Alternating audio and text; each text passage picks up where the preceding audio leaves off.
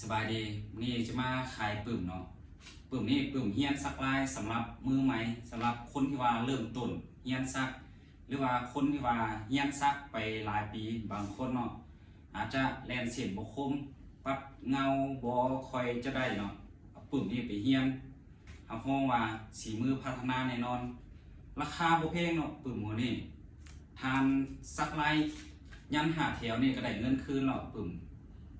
สักยันเดียวเลยได้เงินคืนเนาะตัวนี้จะมีหมดครบทุกอย่างเนาะตัวนี้เป็น40หัวตัวนี้40หัวเป็นของลูกค้าที่ว่าจองไว้หมดแล้วเดี๋ยวนี้ยังแต่ประมาณ2 4 6 7หัวเนาะกำลังที่ติดนี่กำลังนี่แล้วตัวนี้เป็นมีความสูงเลยสำหรับตัวนี่เป็นมีลูกค้าจองไว้เมื่อรอบ